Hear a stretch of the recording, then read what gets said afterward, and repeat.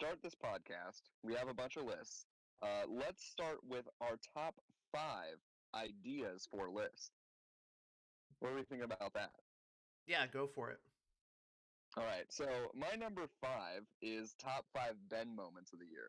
Okay. So we could all go around and we could talk about our top 5 just favorite moments about Ben. So that's one idea. My number 4 is top things we're planning to do in October. So we could all just yeah, right, John? I don't have anything for that, but sure. Okay. Number 3, we could talk about our top 5 days that we've had in Duolingo. Thought that might be fun. Number 2 is the top pets in our house. We could all go around and say, like, rank all the pets in our house. It's going to be, and I then have too number many one- for that. What was that, John? No, I'd rather not. And my number 1 idea is top cold cut sandwiches. So we could all go around and we could start with Ben and rank our top cold cut sandwich. Ben, would you like to start us off? Okay, here's my top 5. Number 5, top 5 inside jokes in reference to the 30 minutes preceding recording this. Number 4, please turn off the podcast. Number 1, Aaron, why are you mad at me? Well, because you said the cold cut thing. Oh, I said cold cut? Okay. You said cold cut in the text thread. I was like, how did you guess what my number 1 was going to be? All right. Well, Christa, you can probably cut out this opening here. So, all right, let's. We're gonna play the theme music. Okay. We're gonna just keep recreating it. Okay, Christa, leave it. Christa, leave it in. Leave it in. All right. So, howdy. Welcome back to the ANG cast, where we talk about video games and everything else in between. This is our Stuff of the Year Part 2. If you haven't already, go over to our YouTube channel. Just type in Adjective Noun Gaming or at Adjective Noun Gaming, since YouTube changed the URL stuff around. So no longer is my YouTube URL my movie time with Josh from back in like my early college days when I was making like Blu-ray videos and stuff. So if you just type in like youtube.com/at Adjective Noun Gaming for some reason, that should take you to us. But anyway, part 1, our Game of the Year, 3.5-hour podcast about our games of the year, featuring Alex from Swirly Games and all 3 of the boys here, is live on our YouTube channel as of now when you're listening to this. So let's go around the table here real quick and introduce the boys once again. Aaron, how's it going today? Dude, I'm doing great, and I just want everyone to know that we just did a phenomenal 5-minute cold open, and if it's not on here, you should just turn it off until we upload the version with the cold open. It'll be a bonus Live, cut. You have Aaron's information. Just hit him up anytime for those cold opens. And that is John from Make Stuff talking there also. No. How's it going today, John? It's early.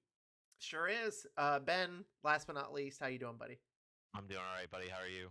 Doing pretty good. All right, let's kick things off here. Let's not waste any fucking time. So we're going to be doing our top 10 lists. I'm sorry, Josh. Yes. I just want to clarify. I mostly want to reiterate. Mm-hmm. Let's not waste any fucking time on this. All right, let's not waste any time.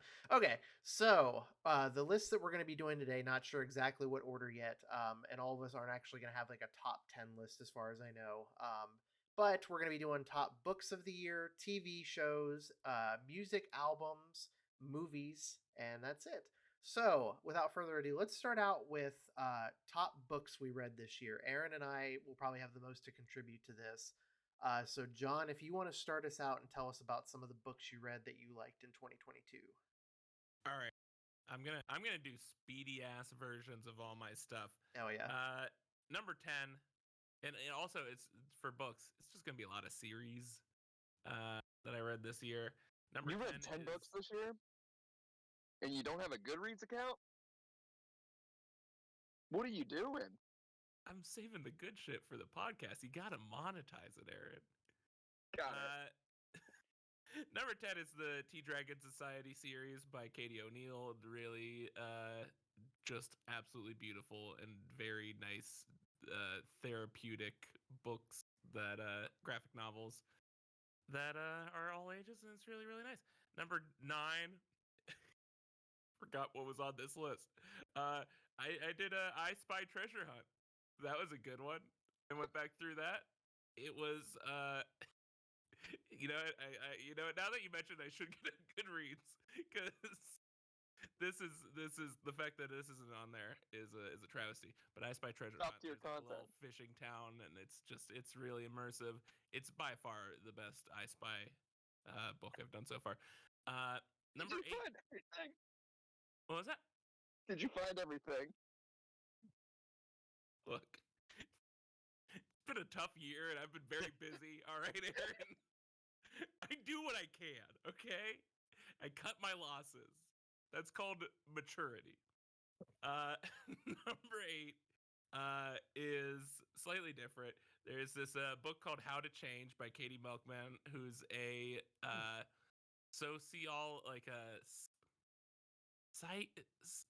psychosociology. She does sociology or psychology on like a mass level, so like the psychology of societies essentially.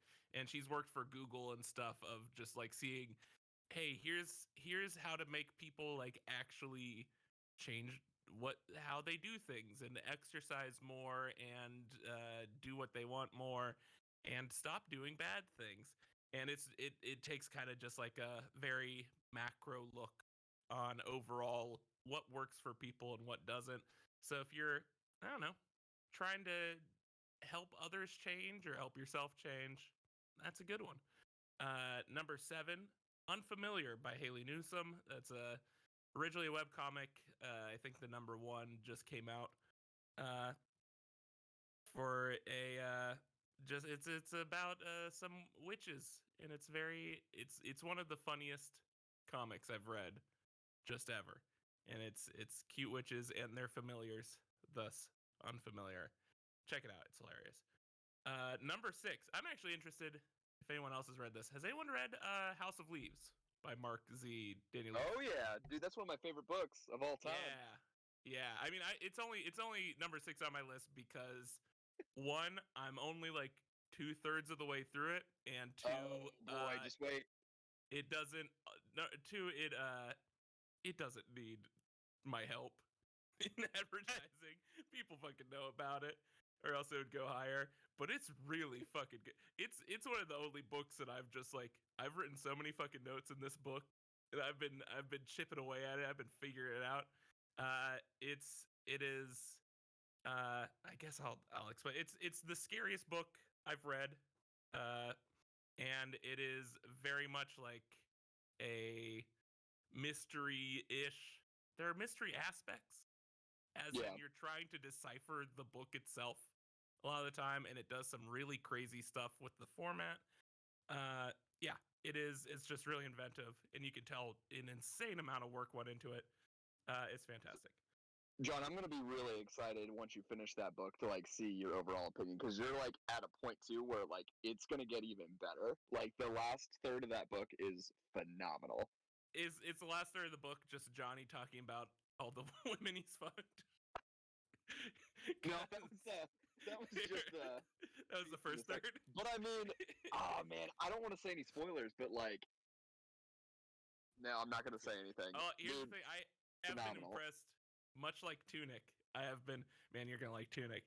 Much like Tunic, there are things where I was like, oh, there's no way I was supposed to figure this out this early. And so I mean, it does. It almost feels like what was it? Her Story, the game, where it's just like you can. There is all the sort of pieces you need to figure out a lot of stuff pretty early on if you're super eagle-eyed about it. But still, it's just a different experience for everyone who reads it. It's really cool. Yeah, I'll say too. You talked about it having like the mystery aspects. I also, especially as you go farther in the book, it's also like a haunted house at the same time. Yeah. In just like the strangest way, and I mean that like actually going into a haunted house. Like it's so weird to say that, but the way that book just unravels is just I've never read anything like it. I actually read, man, I started that book. The first third of it was good, kind of slow. Like you said, John, you're kind of just figuring everything out. But once I got past the first third of it, I just couldn't stop reading it. I read it, I think, in 2 days, the back half of that book, or not even the back half, the back 2/3 of that book. Now I did have COVID, so I was also in a loopy state. But man, that book is just phenomenal. It's fucking rad. Josh, I think The you number would 6 appreciate on it your too. list. Okay. Yeah. I They own get that worse book. from here, but I own that book. I uh-huh. got it at Half Price Books because Aaron and I have been talking about it like a couple years ago, I think. Mhm. And that was before I really got into reading. Last year was like my reinvigoration of my love for reading. So I'm going to read it at some point, but it's definitely like the most intimidating book in my collection by far, just from everything I've heard about it. But I am really excited to read it. Yeah. Yeah, like I said, it could have been my number one if I was actually going by just how enthralled by a book I am. Like if that was my criteria for the list, that would be my number one. All right, number 5 though, just as fucking fantastic. I have discovered, I don't know how I missed this as a kid, the Dinotopia series by James Gurney, which is a series of these massive like coffee table type all ages books, and it is literally like just the most gorgeous illustrations you've seen of this like society, this island in which dinosaurs survived and evolved alongside humans and all live in a society together where they coexist in harmony. And it is just one of those just so satisfying to see like he's figured out every single aspect of how this society works. And it's those books that are like super detailed like cross sections of like cutaways of like here's what the inside of a Star Wars ship looks like or something like that. It feels like that, where it's just like this is all worthless knowledge, but it is so satisfying to see this so thoroughly fleshed out, and it is absolutely gorgeous. And I think it predates Jurassic Park, but it like hit around Jurassic Park, so it was huge back then, but I somehow missed it. But yeah, the Dinotopia books, if you just want to go on a magical little adventure by yourself, go for it. Number 3, Saga came back this year. Saga is pretty good. I'm only on this podcast to plug my Saga podcast, Horns and Wings. Go check that out for details on Saga. It's a comic that's in space. Read it. It's the fucking best. And number 2 is this like how radically different this is from House of Leaves too. Number 2 is a series of I'm gonna say like middle grade books, like Harry Potter level books, that are very new, called Wilderlore by Amanda Foody, and it is just Pokemon meets How to Train Your Dragon meets Harry Potter. And I was rereading I started rereading the Harry Potter books during like very early on in the pandemic. And the whole time I was just like, man, I just want to watch the fucking movies. They just cut out all the unnecessary shit. And like it's just I have a pretty big problem with a lot of novels and just sort of how meandering they can be, and loosely structured, and yeah, can just go on tangents and stuff and just feel like, I mean, a lot of people just write novels where it's like, okay, I'm starting on page 1 and I'm going to see where the story takes me. And it's just the most inefficient way of writing anything. And this feels like you're reading a movie. Like this feels like you are like reading a How to Train Your Dragon. So if you like those movies, Wilderlore, absolutely fantastic. I actually got an advanced reader copy on the 3rd one that's coming out end of this month. No, that's cool.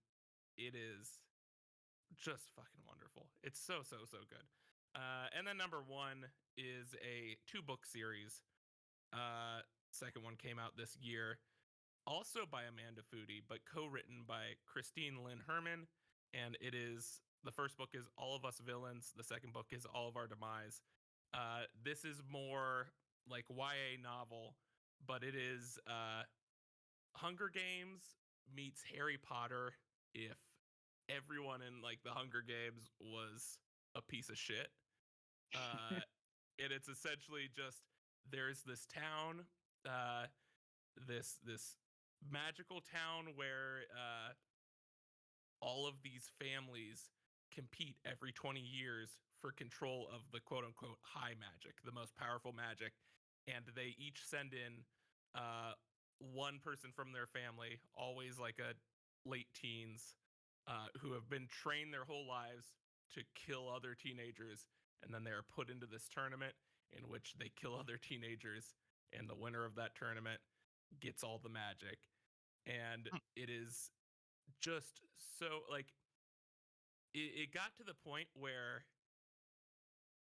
I would think like, oh, I know it's gonna happen, and then every single time I thought that, the exact opposite thing would happen, and then it got to the point where I was just like, an idea would flash across my head of like, oh, maybe this will happen, and if I wrote that off immediately, that's when I knew that is exactly what was gonna happen.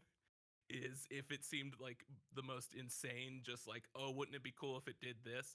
Like it is some of the best suspenseful, crazy plot twisty writing I've ever seen. It is an absolute blast, and like I'd say, I think 100 pages in before the tournament even began, it was already the most stressed and just like on edge I've been from reading a book in my life. So yeah, please check out All of Us Villains, All of Our Demise. Easy 2-book, and that's the entire series just in 2 books. Hmm. It is so good, so fun. Top genre writing right there. That's Hell it. yeah. That's You my say list. that name one more time? All of Us Villains and All of Our Demise by Amanda Foody and Christine Lynn Herman. I'm adding it to my want to read on Goodreads. Hell yeah. Hell yeah. Great list, John. All right. Ben, do you have some books you want to talk about? I only have one that I want to talk about. All right. It was a book that Aaron got me for Christmas last year. You only read one book last year. I really only read like 5 books last year. I don't read a lot. There's a couple on here that I read that I didn't put on my list, but The Ballad of the Whiskey Robber. It's about this guy who escaped. So it was like in the late 80s, I think early 90s. He escaped from Romania. I was under like a pretty heavy dictatorial rule because he was a prisoner there. He was like a criminal there, and then he escaped to, I believe, is Hungary and or the Czech Republic, one of the two. It's been a while because I read it right at the beginning of the year and I didn't put it down. So, but it's basically like he plays like for the professional hockey team for the little city he's in, but he ends up like robbing banks, and like he's just like a gentleman thief. Like it's all a true story. Like it's narrative nonfiction, and it's like this one investigative reporter just like goes and follows this story and talks to. I think they actually talked to the guy and they talked to like some of his like friends and stuff like that. And it's just like a fun crime story that like doesn't get too dark or anything like that. You feel like oh, this guy's actually okay. He like starts out like robbing post office, but he like leaves I think it's like a rose at every crime scene or something. And you just kind of follow his capture and stuff like that. So that was a really fun book. I read a book. That sounds very Catch Me If You Can. Which, It's very much like that. Like without the con artist, it's just like the bank robbing part. Yeah, nice. it's like funny because it's like it like it mirrors like the fall of kind of like communism in like Eastern Bloc countries. Like it's right around that time of where communism is falling and capitalism is like coming in, but it's like people on the edges like trying to survive inside of that transition while there's like mass corruption going on. So it just feels like, oh, this guy's just trying to like live his life while all these other people are getting rich off of selling like government, old government like nationalized whatevers, like businesses essentially. And so like people are coming in and making like millions off of opening casinos in these places, and this guy's like living in the locker room of the hockey like stadium that he's like playing for. He's not getting a salary because he's pretty trash at playing hockey, but they just need him because he hits people really hard. And like he starts like getting like nice cars and stuff, so he's driving like his friends around, and at one point he's like before he starts robbing banks, like the illicit activity he gets into is like fur smuggling because he has a car and like he meets this guy at some weird trip who's like, yeah, if I bring these furs from like this like from like Siberia into Romania or wherever he's at, like I'll make like tenfold on them. But I can't get caught at the border, and he like sneaks back and forth across the border in order to get in. It's really interesting because it's just like, oh, these are places like you would never think about, and there's just like interesting stories happening there. Right. What really cracks me up is that like I was trying to find a gift for Ben for Christmas, and like I just had gotten to a point where I was like, I can't find anything that I think he'd really like. So I went on Amazon and I typed in hockey crime books, and it was one of the first things that came up. There's like a list on the front where it's just like naming, like it was like hockey, bank robbery, something about smuggling, and I'm like, well, this is perfect. Ben's gonna love this. It was exceptionally well, like it was like exactly that. The other book I read last year that actually didn't show up on my list is I have to look up who it's by, but it was a autobiographical or semi-autobiographical book by Rex Ogle called Free Lunch.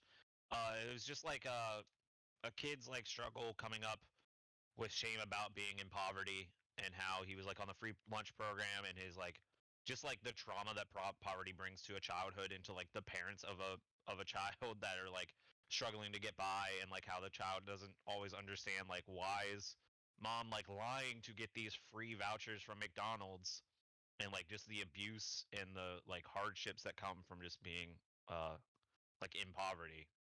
So that was pretty good. It's like a YA novel, so it doesn't get like super hard hitting, you know, but it like he has another book coming out about like the one grandma that he would always go to, like that would always try to bring them stuff, and just the shame that comes with like being impoverished, how it's like generational if you can't escape that and get a a well-paying job and get out of poverty, or even advance from being impoverished to like lower working class. So I recommend that book too. Is that it? Those are those the two you wanted to talk about, or do you have any more? I read I'll talk about the other two things on here that I wouldn't mind talking about. I read a graphic novelization of like the Kent State massacre report essentially, and so it was like a few stories of that. I had some interviews with different eyewitnesses that were there, and just a lot of the good stuff that I think comes from that book, because like I went to Kent State University, I know a lot of the history, but a lot of the firsthand accounts of people from before, like everything that was happening up till the actual massacre, up till when the 4 people were killed, and like the National Guard marched onto the campus and stuff like that, and how like the town was pretty tense already, and just like how there were people like just trying to get around campus and couldn't because the National Guard was there. It actually interviews one of the National Guardsmen who like comes out of that pretty traumatized, because like it wasn't any of the actual guardsmen's decision to go in and march. It was like the governors and the they profile some of the generals of the National Guard that like were like, no, we're gonna shut this down no matter the cost. And so it was actually a pretty easy read. I think I read it in like a day or two, because I was just in the library working on grad work and just needed a break book, so I pulled over to the desk and read it. And then I read John, like on my flight home. I guess technically, well, no, I think I read it on the flight to Ohio, though it was still during the year. I read Rorschach. Yeah. By Tom King, and Tom King is a fascinating graphic novel writer, because I think I read Miracle or Mr. Miracle in 2021, but that book fucked me up. But Rorschach is really interesting, especially if you're like wanting to get a deep dive into the character of like Rorschach. Like if you think it's going to be a prequel or whatever, it's actually a sequel to The Watchmen. And like the funny thing is that like Rorschach doesn't really show up that much, but Rorschach does show up a lot in that book, like to be weird and vague about it. It's really interesting. It's Tom King is really, he has a different mind when it comes to storytelling, it feels like. Yeah. So yeah, that one is very like Tom King. It's very heady. That definitely isn't even my favorite Tom King stuff, but he's one of those writers where it's just like any of his stuff is always worth reading. Like especially when he's not doing some like mainstream like Batman book or something. If he Even gets his Batman kind of- run is really good though. Oh yeah. But yeah, no, that like one thing that I really liked about his Rorschach book, because DC has been trying really hard to incorporate Watchmen into their DC Comics universe, and this book is literally just like, I think is technically canonically in the HBO Watchmen canon, which is just a bold fucking move on Tom King's part, where he's like, no, I like this canon a lot better than the dumb shit that DC Comics been doing. But yeah, no, it's a fun time. It's fucking weird. Yeah, it's weird. It's fun. If you like Watchmen, you should probably read it. If you like weird crime stories, you should probably read it. Yeah, I was thinking if you liked 2022's The Batman, I feel like you should probably read it. Well, for sure. say no more. It very much appeals to like kind of our generation of comics readers, where it's like we weren't getting a lot of that good image like creator owned stuff yet, so it was a lot of just like, if you were reading a lot of Dark Knight Returns and yeah, anything by Alan Moore and stuff like that, like it very much feels like a weird ode slash dissection of that kind of Yeah. era of weird shit, very Grant Morrison-y. Yep. All right. Good. That's it. All right, cool. I'm gonna. Wait. What's up? Oh, hold on. I realized that I kind of left out number 4 on my list, which is actually worth mentioning, because if anyone reads anything off this list, it should probably be this one. Book called 4,000 Weeks: Time Management for Mortals by Oliver Burkeman. This is essentially like a modern philosophical look at just how do you justify working and committing so much of your life to work and committing so much of your life to being efficient and getting things done. And this guy used to write, I think for the New York Times, a regular article about just kind of organizational life hacks and productivity articles. And he is now very much anti everything he was writing about. Oh, interesting. And it's very much just about like, 4,000 weeks is in reference to how many weeks you live in your life, right? On average, and it's essentially just, yeah, how do you use your time responsibly for yourself rather than how society tells you. And it's something that I struggled with a lot, because it's like, you tend to, once you realize how kind of fucked the whole like oh, I've been pushed to put my job before everything else and hustle endlessly just because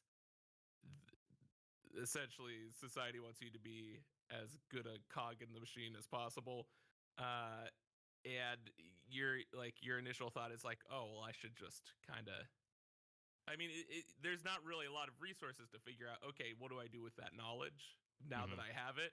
And this is a very, very good dissection of like, yeah, just how do you weigh work and life, and the concept of work is life and work-life balance is bullshit because it's all life.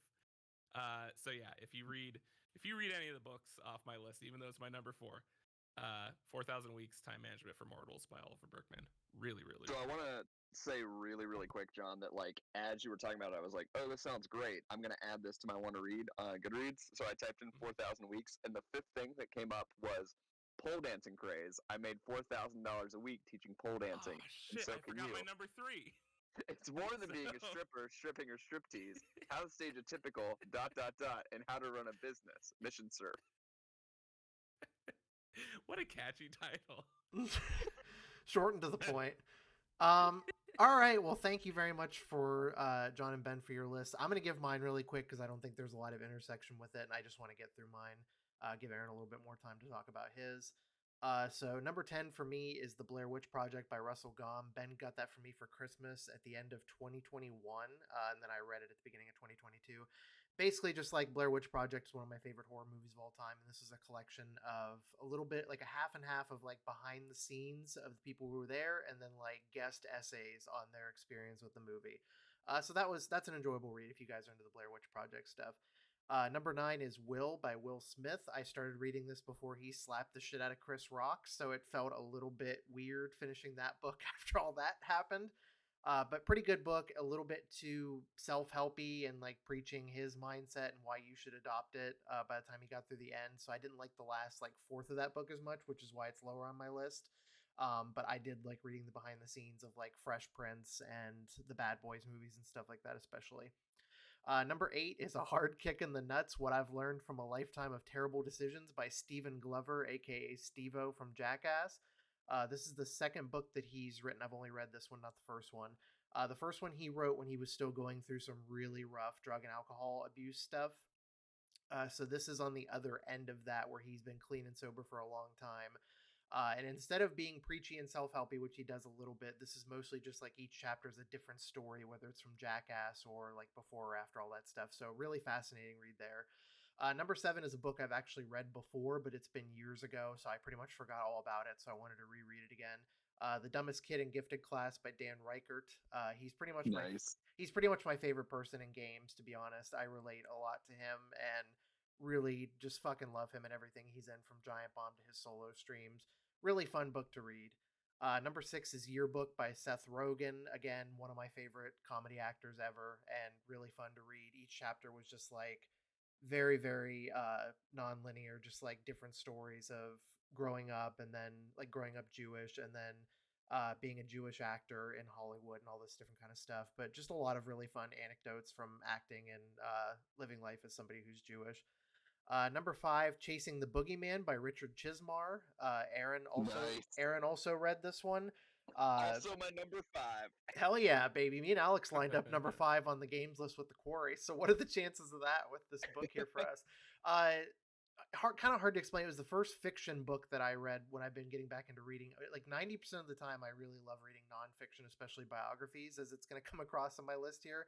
But it was a mix of true crime, very loose on the true part, and horror. Aaron, is there anything you want to say about it to further convey kind of what it's about? Yeah, I mean, I'll say on my end that like I picked it up because you had started reading it. I had heard of Richard Chimzar because he wrote a book of Stephen King, and I just started reading it and really like fell into it. Like you said, it's like this true crime that's not like he based this story in his hometown of these events that didn't happen, but all the characters in the book are real. Mm-hmm. So it's really cool because the way he fleshes out all the characters, like everybody has a big background and a big backstory because they're real people that existed in this town. But like the murder aspect or the crime aspect was all kind of made up. And I don't know, it was very unique. I don't think I've ever read anything like it. I thought it was a really cool read. Yeah, it was kind of the perfect book to get me back into fiction, because I do read and consume so much nonfiction stuff that if you get lost in that book, it really does start to feel like a real true crime thing. Like he makes it very believable. Really good fiction, like true crime / horror writing too. So Yeah. yeah, that was a I great think book. I think the thing that was really cool about it too is that like he also he like has founded a book company called Cemetery Dance. Oh, okay. And did a magazine and stuff with it for a while, but like it's also talking about his time like setting up all of that. So that was also a really cool piece of it too, because all of that, to my knowledge, was like based on his time trying to like create his own company.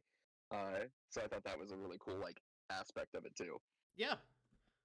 So number 4 for me is Beyond the Wand: The Magic and Mayhem of Growing Up a Wizard by Tom Felton, who played Draco Malfoy in the Harry Potter movies. Really fascinating read, because I really didn't know much about him as opposed to some of the other cast members that I have grown to know some stuff about over the years. My favorite piece of trivia from that is that his brother in the UK is one of the most famous carp fishermen in the world.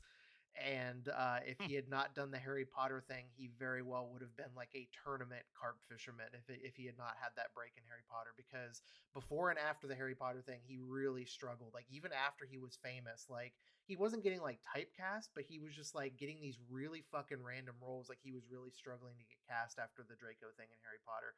But definitely worth reading. I fucking love everything Harry Potter related. So Can definitely I point out Sure. one of the most famous carp fishers in the world. A really prestigious list to get on. I'm not. We could probably spend 20 minutes trying to break that down, but I'm gonna just move on. Can we give our top Easily 5 in the top carp 20 fishermen? Yeah, why did that come up? Well, now I know what my list. my top the list for cold next cut year is open. gonna be. Coming in 2024, my top 10 carp fishermen of 2023. I really want to know if like his next book should just be My Life as a Teenage Carp Fisherman. I would love that. Coming so- in at number 8, Carp Felton. God damn it. All right, so number 3 is Crying in H Mart by Michelle Zauner, aka Japanese Breakfast. One of my favorite bands of the last 5 years. Actually, the first concert that I went to post lockdown, it was in like August 5th of 2020. Went with see that with TC and Alex. Really transcending performance from her and the rest of the band, Japanese Breakfast. I started reading the book after I really started getting into her music. It's just a very poignant, like really emotional story of dealing with her mom dying of cancer, and it really just pulls no punches whatsoever about how fucking devastating it is to lose like a family member or friend, let alone your mom, to cancer. And it just, yeah, like the book like almost made me cry a couple times just because of how personal she makes it. And then H Mart I learned a lot about was just like an Asian like grocery store chain that is like really huge to like certain parts of that culture. So like she described the like cancer stuff with her mom in great detail, but also like makes you hungry as you're reading it because she really describes like all of this like Asian cuisine in such great detail.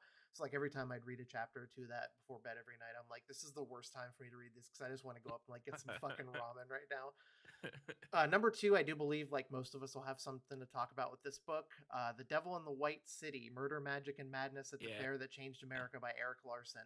Literally probably a top 10 favorite book of mine of all time now.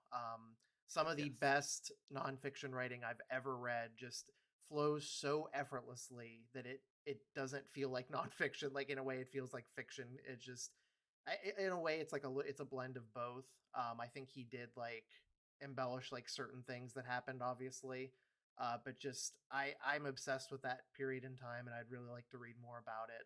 But just sincerely some of the best nonfiction writing that you will ever read. If you guys want to add anything onto that, you can. Yeah, he Good. I don't think anyone's better at putting you in a room than he is with historical. Have you read any of his other books, John? No, I have the his newest one sitting on my shelf. I haven't started. What's the newest one? Is it Churchill? The Churchill one? Yeah. Oh, I have that one sitting on my shelf too. I got it at a book sale, I think, like a library book sale. Yeah, I want to read that. I actually ordered Dead Wake, the Lusitania one, straight from Dead Wake is so good. I ordered that straight from his publisher, and he actually signed and personalized it for me for the exact same price as if I had gone to like Barnes and Noble and bought it or something. Nice. So that was really cool. But yeah, go ahead. Yeah, that one. I was just gonna. Actually, you know what? I'll save that for another list. But all right, it's really Dead Wake is really good. Yeah, I want to check that out. All right, and then I want to read the Thunderstruck one too about the what was that one about? It's on my Goodreads list. I can't remember what that one's supposed to be about. Another ship book, I believe. Oh, Josh. Also, I don't think we did too much of it when you were here, but there is some really, really good 1904 World's Fair stuff in St. Louis. In that big park we went to that had like the zoo and stuff in it. Is where the World's Fair happened, and they have some really like the History Museum. The Free History Museum here has such an amazing immersive section on the World's Fair. So yeah, anyone who's in St. Louis and enjoyed Devil in the White City, it which of course, this is the nerd ass side of me assuming that the World's Fair part of this book is what people were most interested in, because it was for me. But also, there's a guy who built a murder house. I guess that's also pretty interesting too. But I want to know about the architecture. Yeah, I don't want to go on too much longer just because we've already spent like 40 minutes talking about books. But the most outrageous part of that is just how easily this guy got away with all this shit. Like having guys come in and build an incinerator in his fucking basement and nobody questioned it. And crime used to be so easy. And then just like he had like a box with one or more dead bodies in it. He just basically had movers come and help him get the box of a dead body out of his house. Nobody asked any fucking questions. It was absolutely insane. But anyway, my number one, The Storyteller, Tales of Life and Music by Dave Grohl. Foo Fighters and Nirvana, two of my favorite bands of all time. I've been waiting for Dave Grohl to make a book for years. It did not disappoint. Another one of those books where just very nonlinear. Every chapter is a different story. I fucking love this book so much. Like, if you have any interest in Foo Fighters or Dave Grohl at all, it's absolutely amazing. Unfortunately, the drummer for Foo Fighters, Taylor Hawkins, passed away after he wrote this book. Otherwise, I'd be after very, he read the book. After God damn it. And that's my list. I have nothing else to add. Aaron, if you want to give your list, and then we can move on to TV shows. I'm trying to blast through my list, but I'm gonna get on a soapbox a couple times, so just make sure you get me off of it. All right. I'm gonna start with my number 10. I'm gonna start with my number 10, The Foundation. I hated it. It was a bad book. You read 40-something books this year. You might want to get off of that thing. You read 40-something books this year, and you're going to put a book that you hated in your top 10. Yeah, I've read 43 books. I guess the thing about The Foundation that I, like, it's hard because I liked it and I didn't, is that, so Isaac Asimov wrote it for a magazine, and wrote it very much of, like, they were these single, it's like a big world, but, like, these single stories. And when I started this book, there kept being these huge time jumps, and like the story would just really ramp up. It would start getting really, really good. I couldn't wait to see what was going to happen next. And then it just stopped, and then there was a time jump, and it like barely connected to what was happening before. And I don't know, it was hard. It made my list because I liked the ideas in it, and I liked where like parts of it were going. And yeah, it was just bad to read though. If you like big ideas, check it out. My number 9, I didn't like it either, but I enjoyed the conversations with my wife with it, is The Southern Book Club's Guide to Vampire Slaying, by something Grady Hendrix, I think. It was a book that she was reading for a book club. She told me to check it out. I liked the style of it. I liked the pacing of it. I was hoping the story would go in maybe a little bit of a different direction. It kind of ended up being kind of a rip on Salem's Lot, even though it referenced Salem's Lot at the beginning and made me think that like it was going to kind of zigzag a little bit instead of just following it plot point for plot point.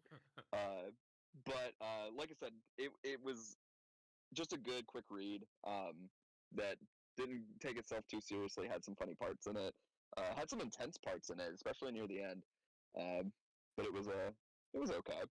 Number 8 was a book that I absolutely hated reading, but loved the ideas of it.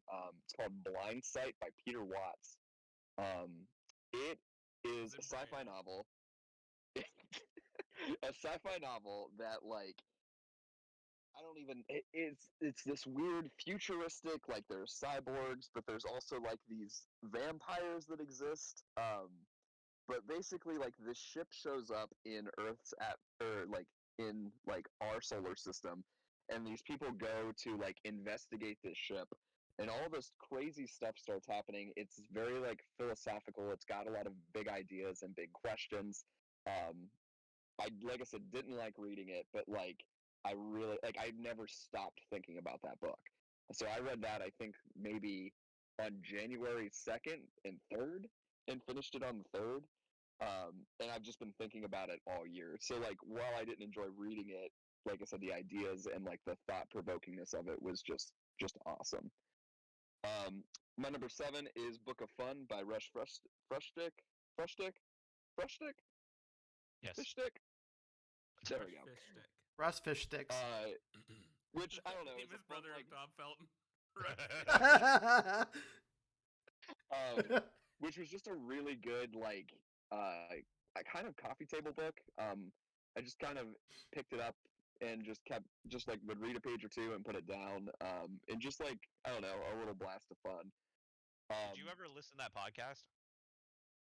No, Their, I know that their, it like, exists, History of but I've Fun podcast? never checked it out. I listened to it like a year ago or something because I was like running low on podcast stuff, so I just had it on Spotify and was listening to it. It's pretty good. Yeah, I'm sure if you like the book, you would like the podcast. yeah, I'll need to check it out. Russ is a good dude. Yeah. Hopefully, everything that we know Yeah. about him, at least. So you know far. how that goes. So far. Number 6 is the Attack on Titan book series. So it's weird. I haven't finished all of it, but I've read the ending and the beginning. I'll talk about it with my TV shows. I got super into Attack on Titan. Just absolutely loved the story. The TV show is not finished yet, so I ended up picking up the last couple of books to find out how the story ends. Really liked the style of it, and then picked up the first book and started reading it, which was really good. So something I'm still working on this year. But yeah, just having a blast reading it. Number 5, like Josh said, Chasing the Boogeyman. Not really anything else to add there. Really fun book to read. Number 4 is a book called Elder Race. So I'm going to talk about with my number 2 that I really have like gotten into the idea of like Lovecraft stories, and I kind of have branched out, especially the last 2 years, finding like Lovecraft type stories that aren't written by Lovecraft. And I picked up Elder Race because I assumed that the word elder related to elder gods, and it did not at all. But it ended up being a really phenomenal book. I have not really, it's another one I've never really read anything like. Without spoiling too much of it, it takes place on another planet in like the far, far future. And it's basically like it has this fantasy setting, but they meet this wizard who is basically a he's from Earth, and he just went to Earth to like watch and monitor these people. So he's not really a wizard. He's just a human who has advanced technology. Um, but it's really fun because every other chapter goes from his point of view to this girl who's like living in this world's point of view. And everything in her point of view is written in a very fantasy-like way, and everything in his point of view is written in a very sci-fi way. And just the way the story bounces back and forth is really, really interesting, and really an enjoyable read. And it's really cool because there are points in it where he's like, the guy from Earth is trying to like explain that he's not a wizard, and that He's kind of actually like a how fisherman.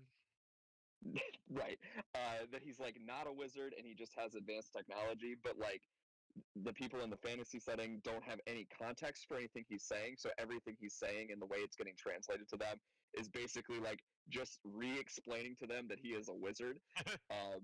So like I said, it's really good, really short read. Ending ended up being really great. Some really good twists, especially near the end. So yeah, that one was great. My number 3, Saga. I reread the entire series that's released this year. This year, so I really enjoyed like getting back into Saga. Volume 10 came out this year. I think the comics came out last year, but like What's the that? collected edition came out. Really good. And I'm really only saying it to plug John's podcast. John, you want to say anything? You got it all. He's done, not even. Amy. He's not even Get here off your anymore. damn Yeah. soapbox. My number 2 is The Fisherman. Again, this one is very much a Lovecraftian story. No fucking way. But it just It's about this guy who's a wizard. brother who Yeah. is a Ooh, fisherman. actually, you know what? I have a really good Lovecraftian story that I think you would like. It's called Pole Dancing Craze. I made $4,000 a week teaching pole dancing, and so can you. It's more than being a stripper, stripping, or striptease. How to stage a typical ... and how to run the business. It's, you avoid all the racism of Lovecraft, but you get all the important info. All the elder gods. All the other gods. Cthulhu and a G-string.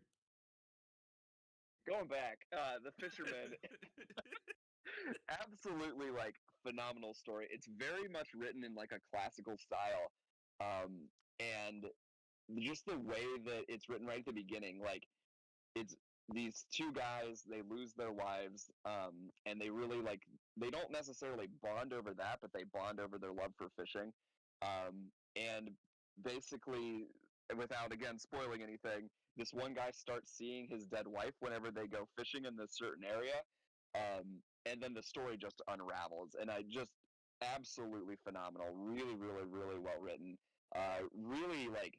I don't typically like when I'm reading books feel much emotion, as weird as that sounds, but like it really connected with me, and there were like really like these big moments where like I like had to put the book down because I was just sad. Like just the way that it was written and the things that were happening were just really sad. But like I said, written in such a good way that like you wanted to kind of find out what happens next. So yeah, that was The Fisherman. That's my number two. My number one is a series. It is the Expanse series. And this is the one I got to be careful because I don't want to talk too long because I could probably talk for hours just about this. I had watched the first season of the TV show because I really thought it was going to be up my alley. Wasn't a huge fan of it. It was fine. But I kept seeing over and over and over again the book series being listed as like one of the best sci-fi book series. So I picked up the first book and just absolutely loved it. I read all.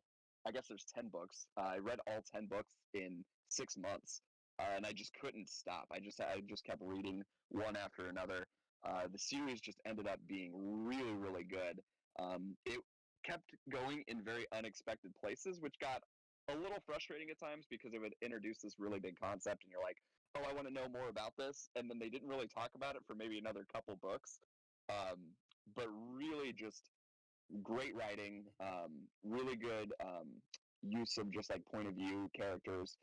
One of the guys who wrote it is actually he works for George R. R. Martin, like and kind of keeps his lore and keeps his story. So it was really interesting, like seeing the way that they build out the lore in this series and the way that they like kind of learned from George R. R. Martin and like the way that George R. R. Martin like kind of just can't wrap up stories and kind of get characters to where they need to go. Um, I never really felt like this in this book. Like everything was very purposeful. There was definitely this design of like we know where we want the characters to go. The ending ended up being really great. Really good way to tie up the story that was very true to like all the characters throughout 9 books. Just really like one of like my favorite things from last year was just reading through that book series. I would, if I was to make my favorite things of last year list, it would probably be like number 5 on there. Yeah, and I'm currently reading Leviathan Wakes right now on your recommendation, and definitely some of the best sci-fi writing that I've ever read. I'm definitely not going to dive into the whole series anytime soon, but I am excited to see where it goes for sure. I think the thing I liked about it, so like I was talking about The Foundation and Blindsight, and just like I really liked that they started these ideas and then they just didn't, I don't know, go where I wanted it to, or it wasn't necessarily written in a way where I felt like it was easy to consume. The Expanse was just straightforward. Like it had really big sci-fi concepts, really big things that made you think, but it was just written in a way where it's just like, hey, like here's what you need to know about this. Like we're gonna keep going. It's gonna keep linking to the story. It's gonna make sense. Just trust us. And like I said, really great series overall. All right, well, we have spent 53 minutes talking about books, which is way more. Yeah, this is way more time than I thought we were going to spend on books, so we're going to have to rush through these final 3 categories, unfortunately. So I'm just going to go ahead and go right into it. Top TV shows of 2022. I'm going to give mine really quick. Number 10 is Murderville, a improv crime series on Netflix starring Will Arnett. So he knows the script as well as the other actors, but the guest stars do not, and so they have to just roll with it. So they had Conan O'Brien, Marshawn Lynch, the football player, Kumail Nanjiani, Sharon Stone, Ken Jeong, Jason Bateman, Maya Rudolph, and Pete Davidson. Really fucking funny series. Number 9, House of the Dragon. Christa and I still have 3 episodes left to finish of this. I was going to put it higher, but honestly, my top 8 are pretty fucking concrete, and even if the last 3 episodes of House of the Dragon are really good, I just don't think it's going to beat any of those. I think I do like Game of Thrones better, but the thing this show has going for it is that it is just as good as like the first 2 seasons of Game of Thrones with the characters and world building. Number 8 is The Staircase. It's on HBO. It is based on the true crime series. Just basically, I'm not going to tell you guys anything about it. If you're interested or if you've heard of it at all, just go watch The Staircase. Really good true crime series about a woman who like supposedly falls down the stairs and dies, but there's much more sinister stuff going on there with her husband and some things like that. Number 7 is Wednesday on Netflix, the Addams Family series. Really, really enjoyed that one. Watched that one like in the last couple weeks of December. Highly recommend that. Number 6, Only Murders in the Building, the Hulu series starring Steve Martin and Martin Short and Selena Gomez. Some of the most delightful television you'll ever watch for being a murder mystery thing. Season 2 was even better than the first one, and season 3 is coming out at some point this year, so I'm very excited about this one. Number 5, I have a feeling everybody here is going to have something to chip in with this one, so I'll give you guys your time to talk about it. Andor is my number 5. And go ahead. It's good. Andor's good. Everybody Andor's else good. who makes Star Wars stuff should be embarrassed.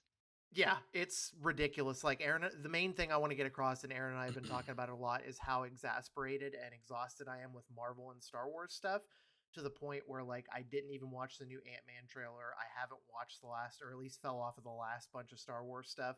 One of the best Star Wars things I've ever seen. It's right up there with Rogue One and The Last Jedi, and honestly, even Empire for me, like definitely a top 5 all-time Star Wars thing. Also, like, talking about that burnout piece, Ben just kept going, hey, watch Andor. And I'm like, honestly, dude, I don't want to watch any Star Wars stuff for years. And he was like, no, you gotta watch Andor. And wow, was he right? For sure. Yep. Very, very much worth it. If you guys have anything else to say, you can go ahead. Yeah, it's the best. It's not my favorite Star Wars thing. It's probably top 3. But it's the best Star Wars thing. It is the best done Star Wars thing. And it actually it takes the themes that were more hinted at than explicit in all other Star Wars and absent in a lot of Star Wars, and actually does something useful with them and applicable to life. And it's just good dramatic.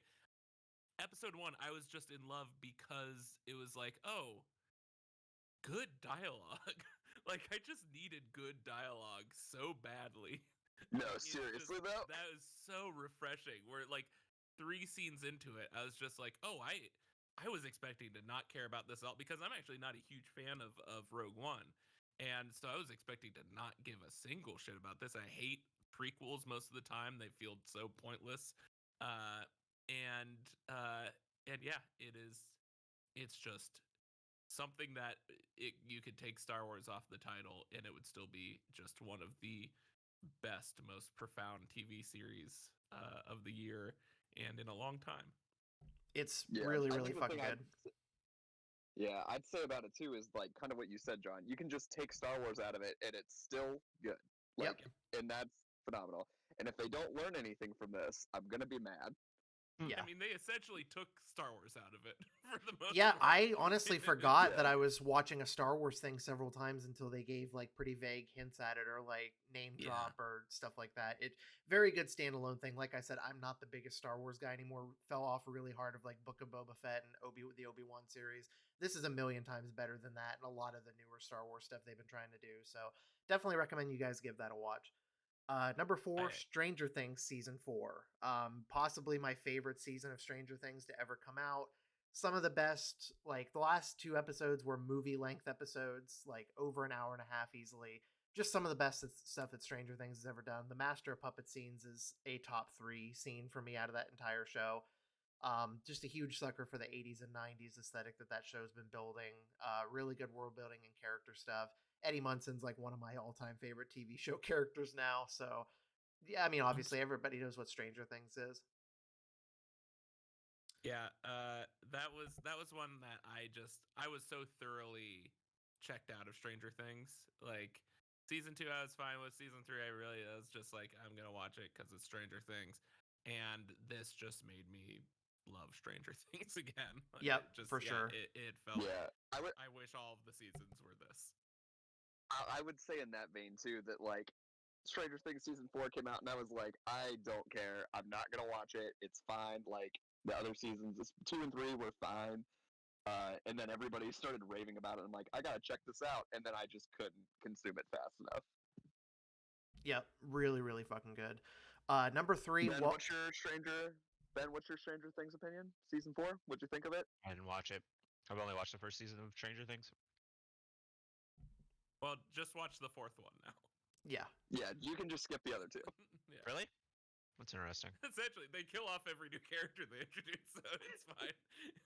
I mean, there's gonna be like a piece of it that you're not gonna know what's going on with a couple things, but like it's pretty self-explanatory. There's gonna be a girl who shows up that you've never seen, and then her brother is like dead. So there you go. You're caught up now. Cool. There you go. All right. Watch it today. All of it. Number 3 is Welcome to Wrexham, which is a series about Rob McElhenney. I don't know how to pronounce his last name, from Always Sunny in Philadelphia, and Ryan Reynolds. Oh, you should watch the series. I think they say it in there. Yeah, probably. I forget. But no, they buy a soccer team basically, and it's about them trying to put this team back on the map. They have been trying to break through to like a real soccer thing for years. They're just kind of like the UK equivalent of like minor league. Just really, really like inspirational, like touching to see like this small town like rallying behind the soccer team. True example of like they're the opposite of fair weather fans. Like they've watched this team lose and suck ass for so long, and they just love them unconditionally.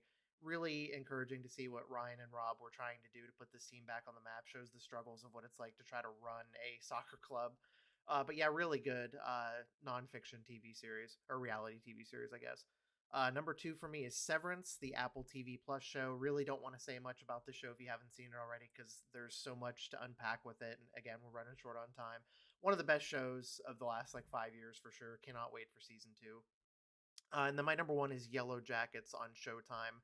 Probably the most engrossed I've been with a show's mystery since Lost. It's very comparable to Lost. Another show where don't watch a trailer if you're interested in it at all. Go in 100% blind, which is basically what I did. Basic premise. Can I say something? Oh no, sorry. Go ahead. Basic premise No, is. I want to talk after you're done. Basic premise is a bunch of girls are gonna get on a plane and they're flying to a cheerleading competition. They crash on an island, and it switches between in the 90s when that part was happening and in modern times, which is interesting because like obviously in modern times it shows you which girls got off the island and which didn't, so it leaves a lot of guesswork to be like, okay, so this girl's obviously not around anymore, or is she? And there, like I said, it's not quite to the point of like there's not like a smoke monster or anything, but there is some other weird shit going on in it. Very, very good show. Absolutely loved it. I gotta say something though. No, shut up, Aaron. I do like the go in totally blind, don't even watch the trailer. Here is what happens in the show. Here's the premise of the show. But yeah, no, I very much want to check that out. I want to say really quick, this is very embarrassing, but the first couple of times, Josh, you were telling me about that show, you also didn't say anything about it, just that like, yeah, I'm watching this show and I'm really enjoying it. And I'm going to be honest with you, I was 100% sure that it was a sequel to the TV show Yellowstone. And I was like, man, I didn't even know Josh was a fan of this series. God gives you stones. Make jackets. God damn it. All right, guys, go ahead with your... Why? 100% thought that they were connected. Why? Really quick. Wait, why? Because they both say yellow? Yeah, 100%, man. Insane. I'm gonna really quick do my. Hey, Ben. Hey, I'm doing my list now. Please, Ben. Be respectful. I'm gonna do my TV shows really quick. I don't have many, and we actually already talked about a couple of them. But my number 5 would be Cabinet of Curiosity. Yeah, I don't know. Good little like mini short horror things. My number 4 would be Peacemaker.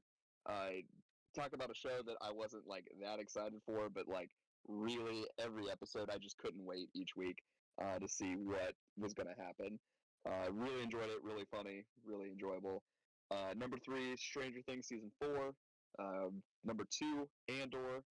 And my number 1 is Attack on Titan. Not really I guess some of it came out this year, but I didn't watch any of it until this year, and just absolutely loved that show from beginning to wherever they're at now. Part 2 of getting ready for part 3, part 1. Just really like the first 3 seasons of that show are really good, but when it gets to season 4, it's just like on a completely different level. Just a completely different like plane of storytelling. And it's just a show that like as I was watching it, I was like making predictions of like, oh, I think I know what's gonna happen, and then I was just never like, I don't want to say never right, but like a lot of times I was like, oh, I just didn't expect it to go off in this direction. And that's it. My honorable mentions is Emily in Paris, Dahmer, and Inventing Anna. 3 shows that I did not watch but were on in the background of my life this year. There you go. My turn? Yes. Yeah, go for it. Cool. Let's see. This spring break or last year's spring break, I ordered. It was like a $5 subscription to Dropout TV. Yeah. John, I think you're familiar with Dropout TV because I see you like their Yes. clips on Instagram every now and then. Yep. If you miss Whose Line Is It Anyway, you Yep. should pay $5 or like $15 for 3 months of this service and just watch all of their shows because it's essentially So good. just like it's all improv comedy. It's all Whose Line Is It Anyway, but like with a little bit of a twist on it. I watched Game Changer this year, which is exceptional. I watched they even launched a new show called Dirty Laundry, which is really funny, which is like Never Have I Ever kind of type of deal almost, but it's just like, hey, here's a secret about someone in this room. Who do you think did it? And the comedians are really good. I think a lot of people subscribe because they want to get access to their like actual play podcast, which is what is it? Dimension 20? Is that it? Yeah. Yep. Which is fine. Like I have my actual play podcast that I like to listen to, but I think everything else on that channel is way better than that, which is unfortunate because that's where most of the money goes, I think, or comes from. What there's a nerd trivia show called Actually, which is really good. It's just exceptional and it's very funny stuff. So yeah, if you like Whose Line, go check out Dropout TV. And they have an Instagram like reels, like they have the best clips. Like some of their shows they basically just put out for free, but it's all just in clip form. So, Yeah. and I think they even have some episodes of some of their shows on YouTube. So go give it a shot. It's like I said, it's only $5 a month. I think I did like 3 months and canceled, and I'm just gonna come back when like a few of the new seasons drop because I watched pretty much everything that was available because it was just on in the background. Second, Peacemaker. Peacemaker was good. I was one of the 3 people on Earth that apparently liked Book of Boba Fett. I thought it was fun. I watched it all in like a day. It was enjoyable. I watched What If, the Marvel What If. That was fun. I don't have these in any order because I forgot to put them in an order, but Andor, exceptional. It was really good. I watched Shoresy, the first season of Shoresy, which is a Letterkenny rip-off, or not rip-off, spin-off, which was really fun. I actually think I might like that. From what I remember about that season, I tried to watch the first new episode of Letterkenny and like kind of fell off of it immediately, but I remembered liking Shoresy a lot because I think it has a little bit more of like a structured storyline to it. Yeah, which is kind of fun. This new season of Letterkenny definitely gets better the more it goes on. It has a really weird ending, like maybe the weirdest final couple moments of any season they've put out. I'm really curious. I really want you to finish watching it. Some of those middle episodes like were really fucking cracking us up. Watched a bunch of Pokemon last year. Pokemon's fun. Oh, Drive to the last 2 I'll talk about is Drive to Survive season 4. Fuck, I forgot about that. The F1 documentary series. That's always a good time. I listen to like an F1 podcast because I like the voices that are on it, and I listen to them from other places, so I just kind of have that on sometimes. And so I'm not an F1 fan whatsoever, but the drama that they show in this documentary and the stuff that I pick up from the podcast like gives me enough context to understand everything. And so that's a fun documentary series to watch. It's so fun to watch. I love F1. Yeah, and then I watched this short series called Meltdown 3 Mile Island, which is about the 3 Mile Island crisis, where there's like a nuclear reactor that almost melted down in New Jersey, and just kind of about the government like lack of oversight essentially, and how it was all basically fucked up this town, and it's still like people are still worried about stuff that leaked into the drinking water and stuff like that. What service is that? Ben, did you ever watch Chernobyl? I haven't watched Chernobyl, no. Meltdown's on you gotta watch it, man. You'd love it. Okay. Chernobyl's fucking great. I don't know Yeah, if I it's have really 10 on good. here or not. I watched Trainwreck, Woodstock, 99. That was good. Fucking phenomenal. And then 2022 was also the year, kind of like everybody else. I watched Euphoria, which was a pretty crazy show. The Christa show's loves wild. that. So, yeah, that's all the ones I really want to talk about. All right, John, go ahead. All right, some honorary mentions. Murderville was in my was number 8 for me, but then Ben reminded me that Game Changer exists, so it's now a mention. But Murderville is absolutely hilarious. Also, She-Hulk, that was really fun. Oh. I thought it was funny. Oh, I watched. It was beautiful. And Boys season 3 was good. I'm not gonna put it on my top 10 because that doesn't need a boost. Everyone. Shit, that came out this year. Well, Yeah, that it came out changes this my year. list. Boys season 3. Oh, The Boys. Yeah. Yeah. No, just Boys. And Just, the concept. That's like Boyd. The age range. My number 10 is Our Flag Means Death. Gay Pirates. It's great. Number 9, Stranger Things season 4. Number 8, Game Changer is truly the hardest I've laughed. Like Dropout is easily the most consistent Yes. and best bang for your buck streaming service there is. And also, I will say, like, I still like. It's very hard to get into because it's a video D&D thing, but Dimension 20 is like might be my favorite D&D podcast adjacent. Yeah, I think if I had more time in my life, because all the episodes are just so long, if they would have cut it into like 30-minute episodes, I might have been able to watch it more. But since they're like 2.5-hour episodes, I'm like, I don't. It's a huge time commitment. But yeah, if you do like the main cat, I think Fantasy High was their first one, and that one's fantastic. But it's literally just like if you get proper professional improv comedians to play D&D, like it does something that not a lot of them do, and it's really, really funny. But yeah, anything on Dropout is essentially my number 8.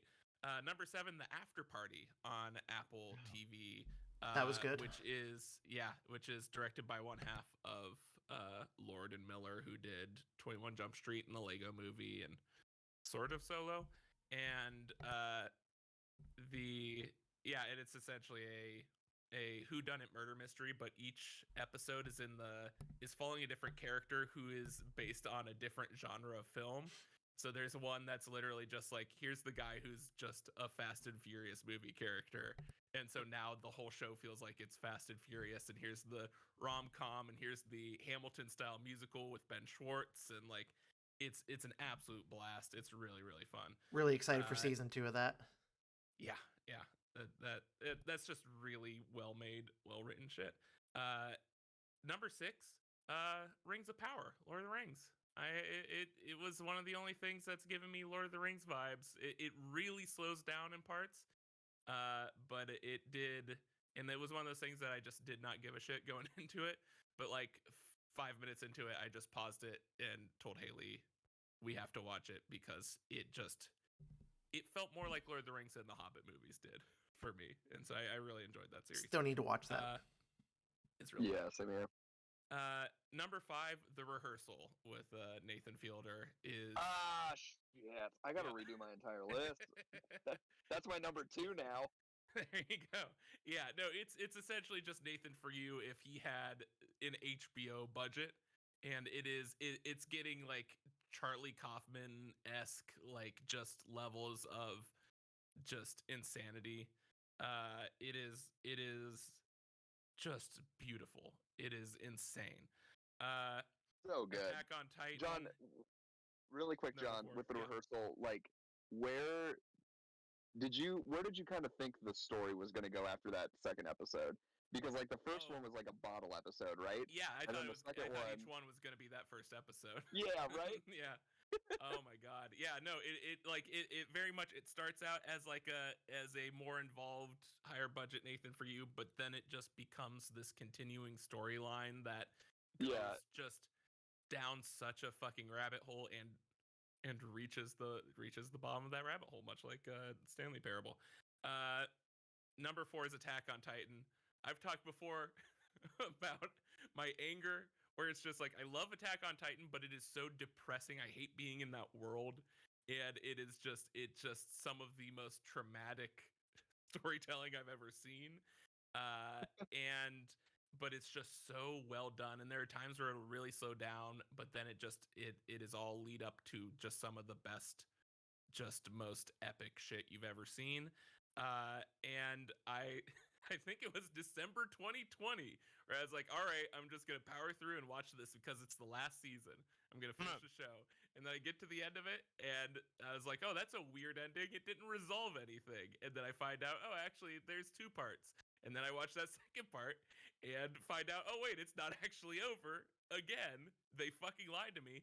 It is now going to be a 3-year season, and they announced that the 3rd part is coming in 2 parts. So it's literally, what is it called? Like Attack on Titan, the final season, final edition, part 1, which is the most like fucking clickhole article shit I've ever heard in my life. It is an affront to God. It's infuriating, but it's a really good show. You should check it out. But wait till it's done 5 years from now. Barry season 3 is my number 3. Barry is just. I watched that. It's some of the best TV in history. Aaron, did you watch season 3? No, I haven't even watched season 2, man. Oh man. Seasons Season 1 two and is 2 good. are season 2 is like rewatching the first 2, which I did before season 3. It kind of blew me away to just see how much, because season 1 is still like a pretty light, fun thing, and then season 2 they just go full, like, just dive into it, and it is some of the funniest and most dramatic shit I've ever seen. But yeah, season 3 is absolutely phenomenal. Go check that out. Number 2 for me is Severance.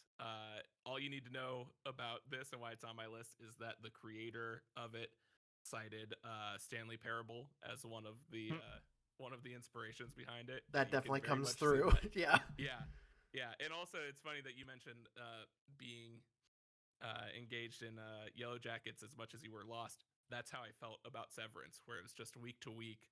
Oh, it yeah. It was the most enthralled I've been in a show in terms of mystery and what the fuck was going on since Lost. I'm glad that I waited until they were all out. That was when I watched it, and that was definitely the way to do it, at least. I actually ordered the soundtrack from Mondo that's coming in a few months, I think, and it's like in a cool package. It's like a folder. Like, it looks like a folder that would be like sitting on their desk or something. Really cool. That really good soundtrack to that show too, but just endlessly fascinating, similar to Yellow Jackets. Yeah, just a constant, like, where the fuck is this going to go next? Yeah, it's so good. It's so good. And plus, we get Adam Scott as the lead. I mean, the cast is absolutely amazing. Fantastic. Adam Scott finally getting a big thing, which I've loved him since Party Down. He's amazing. And number 1 is Andor, obviously. That's my list. All right, gonna go real quick now through my top 10 music albums of 2022. Number 10, one of Aaron and I's favorite albums of 2022, Love Sucks by Avril Lavigne. Fucking love Avril Lavigne, just one of the best pop singers ever. Goes back all the way to like middle school when I was listening to her. Probably my favorite album she's put out in a very long time. Number 9, 40 Ounce to Fresno by Joyce Manor. I saw them open up for the Story So Far last year. Didn't really know a lot of their stuff until after that show. Really did a deep dive into them. They released that EP. Fucking loved it. Number 8, Midnights by Taylor Swift. Really, really like this album a lot. Not my favorite thing she's ever done, but just based on Antihero alone, that's like one of the best songs she's ever done, and the rest of the album is really solid. Number 7, Scoring the End of the World by Motionless in White. Really good metalcore band, another band I've been listening to since high school. Saw them open up for Ice Nine Kills, one of my other favorite metal bands, back in September. Really great show. Number 6, Permanent Radiant by Crosses. Crosses is the side project of Chino Moreno from Deftones, one of my favorite bands of all time. Much more of an electronic band, even though Deftones does use a lot of electronic stuff in their music. They're definitely like a new metal band with some electronic influence. Crosses have only put out 2 albums. The first one came out a long time ago, so there was a huge lull in between these 2, but this is now my favorite thing they've ever done. Number 5, Aaron and I love this album a lot. The Hum Goes On Forever by the Wonder Years. Again, another band that we've been listening to since like early college days. We're actually going to go see them with Aaron here in March, and I'm very excited about that. Oh yeah. One of the best albums they've ever done. Really love it. Number 4, self-titled Muna by Muna. We saw them open up for Phoebe Bridgers back like 2 years ago. And we were all the way in the back of this pavilion, so I didn't really get to experience how fucking amazing they are. But Christa and I went to see them at the Rock and Roll Hall of Fame. Actually, they performed at a pavilion outside the Rock and Roll Hall of Fame. The whole thing just felt like a big gay 80s dance party. And it was just absolutely incredible. Like one of the best pop performances I've ever seen in person. Just absolutely wonderful. Number 3, Impera by Ghost. I've liked Ghost since the second album that they put out back in the early 2010s, but hadn't had a chance to see them live until last year. And me and my buddy Randy actually went to see them twice last year, 2 of the best concerts I've ever been to. Number 2, Kings of the New Age by State Champs. No big secret here that they are me and Krista's favorite pop punk band of all time. We've seen them like 6 times live. Absolutely love them. New album definitely did not disappoint. And number 1, me and John's favorite album and favorite concert of 2022, Yeah. Vaxis 2, A Window of the Waking Mind by Coheed and Cambria. The only thing I'm going to say here, I want to get sentimental for a moment. John and I became friends because of Coheed and Cambria. He was basically just sitting in a corner playing Welcome Home on an acoustic guitar at one of TC's parties one time, and we bonded over that. So the fact that I got to see Coheed for the first time. Like something I do at all. Exactly. The fact that I got to see Coheed with you in person is still like, I haven't stopped thinking about it since last August. It was very, very special. Literally became my favorite concert that I've ever been to, and I desperately want to see them again live now. And that's it. That's my top 10. Can I just say that like every time we like switch topics and we start a new list, we're just going quicker and quicker. So by the time we get to movies, it's just going to be us screaming the name of the movie. Yeah. On top of each other. Yep. On top of each other. I'll blast through mine super quick. A lot of definitely some overlap between Josh and mine. Definitely like some different places with it though. No, there were only 4. Only like 4 Weezer albums. Okay, wow. 4. It does feel like it. I will. My number 10 is definitely State Champs, Kings of the New Age. Number 9, Radiohead, Kid Amnesia. They released kind of some old songs that never made it onto the albums that were really good. Number 8, Jack White, Fear of the Dawn. Big Jack White fan. New album was pretty good. Haven't listened to the other one that he made because he did put out 2 this year. Speaking of people who put out multiple albums this year, my number 7 is Weezer with their Caesar season concept, which definitely they could have taken 4 albums and they could have made one really good one. But just like Weezer, they do not do what you think that they should do at any point. So that would be... anyone should do at any point. God, it wasn't really. So they really released 4 albums this year. They really. I was making a joke. No, they definitely released 4 albums.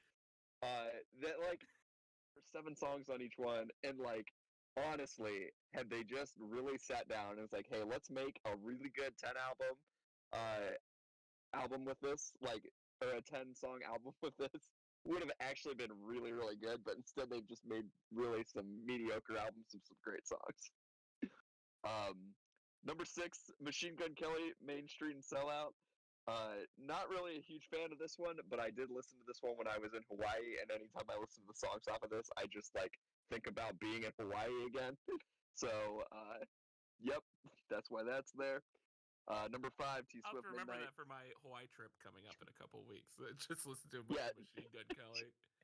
And finally, no, like that good trip. That album came out the first day I was in Hawaii, and I was like embarrassingly excited for that because I really had, I don't know, I liked his last one.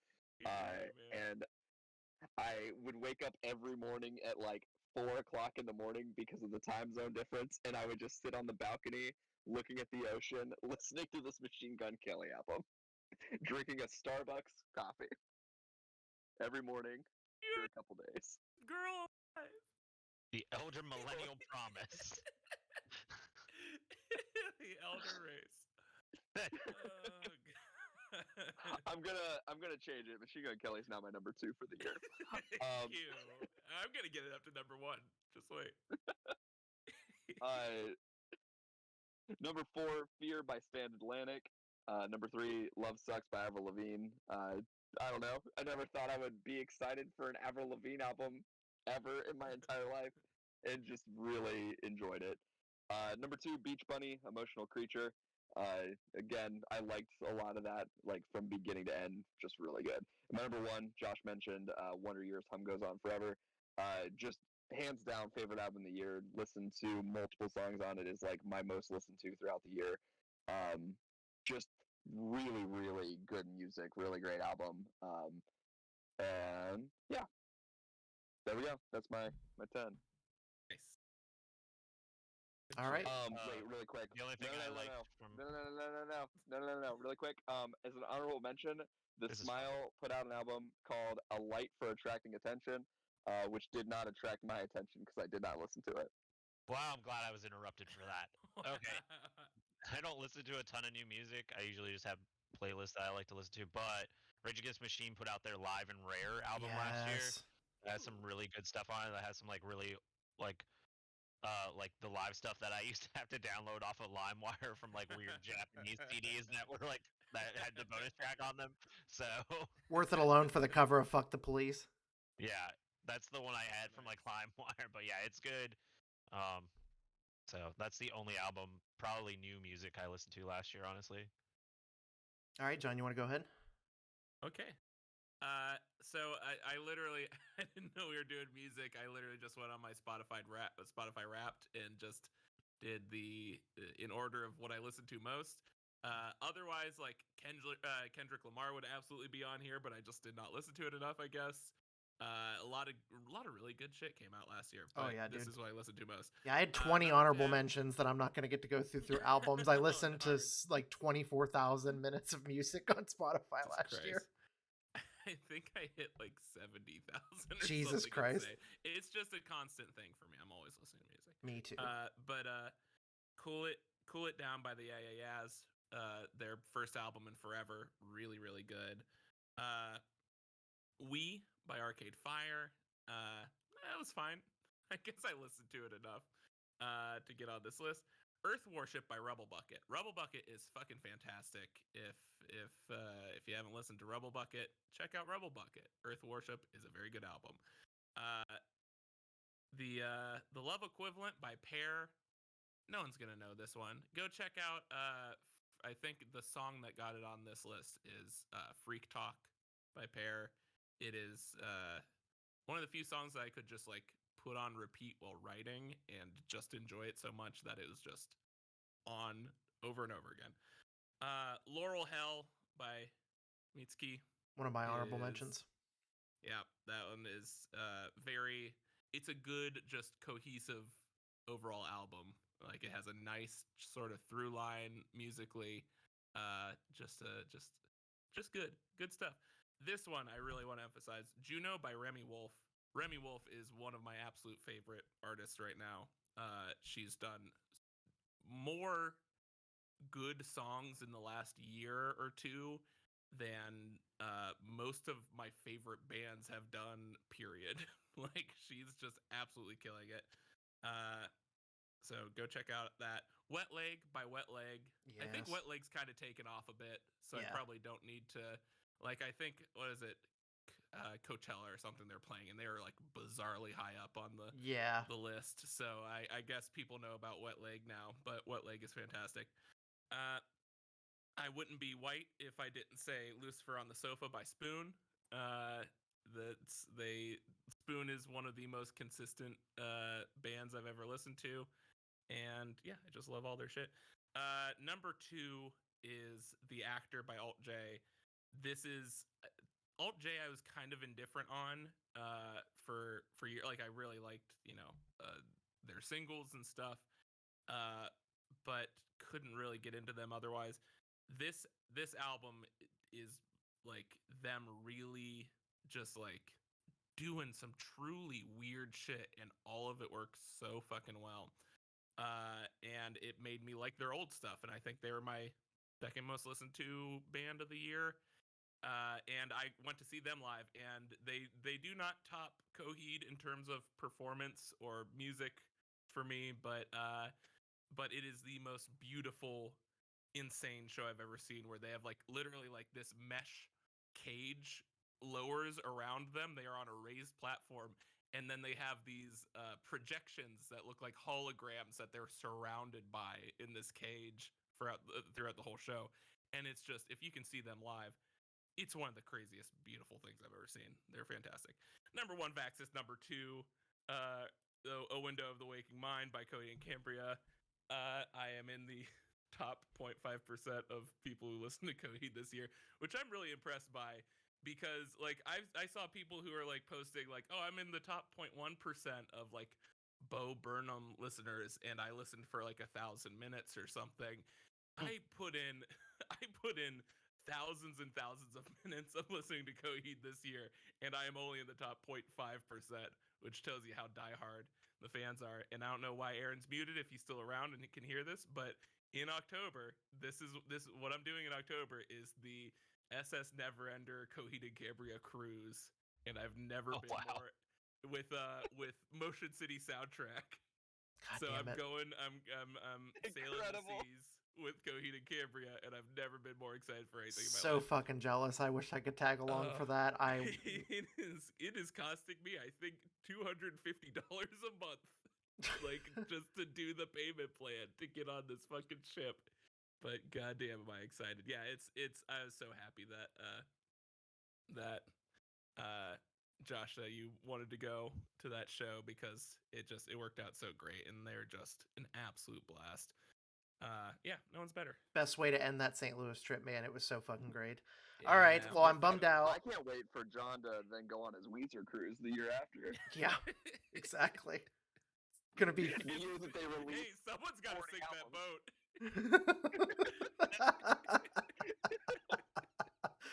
All right. Well, I'm really bummed out that we only have about 17 minutes left to talk about movies, because I go to the movies a lot. Movies for 17 minutes, but we're going to talk about books for 50.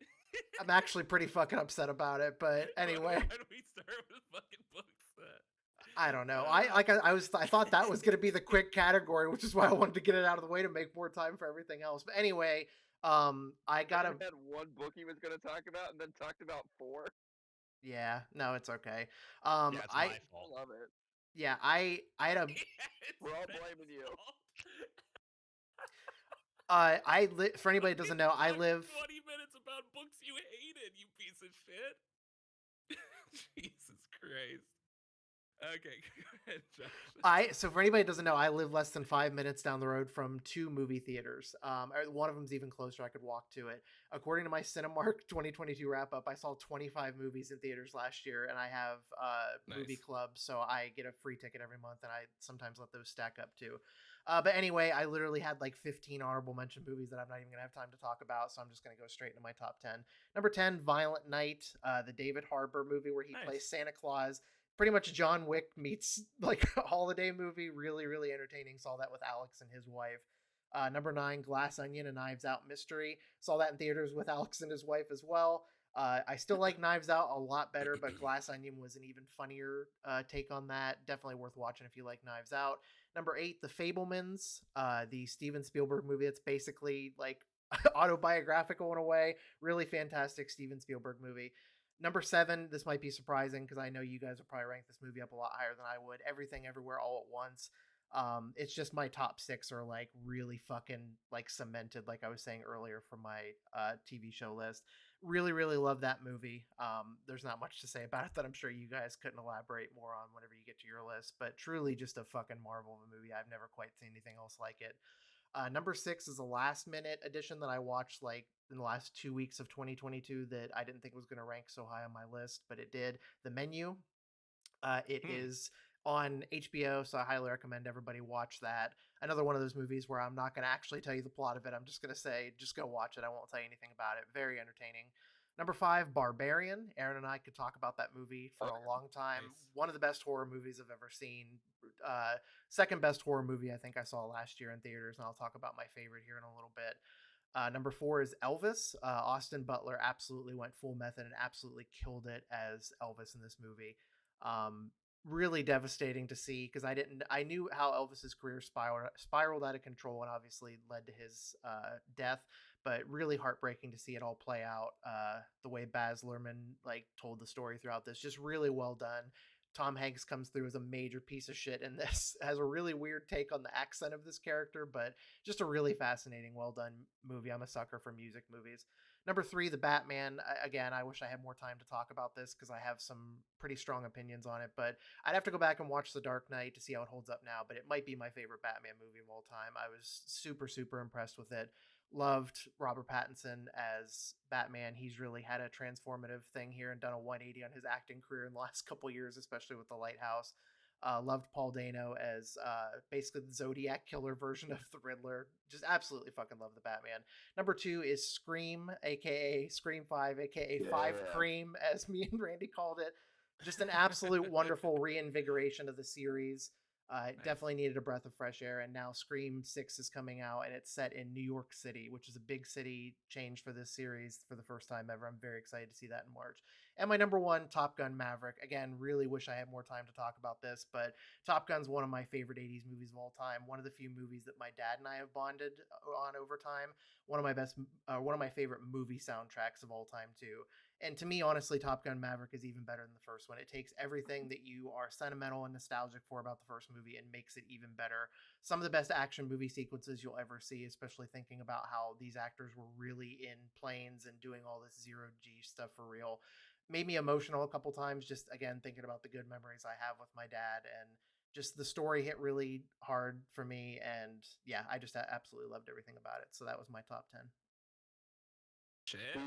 Who wants to scream their top 10 with me? Like, we just do one. Like, you know what I mean. You ready? Who wants to do it? No one. All right, well, then I'll just go ahead with my top 10. Okay. My number 10 is Spirited, which was an Apple TV musical, which I had no interest in and was just immediately, like, captured in. I absolutely hate the like, Christmas story. Like, they're the Christmas Carol. Christmas Carol. Yeah, just like super not a fan of it. And then when I realized in the first couple minutes that this is what it was, I was like, oh god, I don't want to watch this. But just really fell into it and liked it. My number 9 would be Prey. Enjoyed that. Not P-R-A-Y, but P-R-E-Y. The continuation of the Predator saga series, whatever word you want to use. Number 8, Thor, which I was hoping would be a lot higher, but it was fine. It was good. Number 7, Chippendale Rescue Rangers. Had a blast watching that movie. My number 6, Guardians of the Galaxy Holiday Special. Number 5 Cream, whatever you want to call it.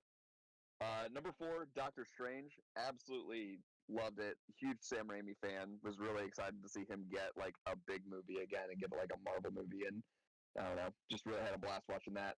That came out this year, right? Yep. That was on my honorable mentions. Yeah. Okay, I was like, I don't know if anybody even knows anymore. They're releasing so much content every year. It was a great movie. Sam Raimi. It's basically everything you'd want Sam Raimi to do with a Marvel movie. Such a blast. Yeah. Number 3, I actually didn't watch it until last week, and just like I'm mad at myself about it. Glass Onion, just absolutely adored that movie. Number 2, Barbarian. Definitely one where Josh just like kept hyping it up. He's like, dude, you gotta watch this movie, but don't watch anything about it.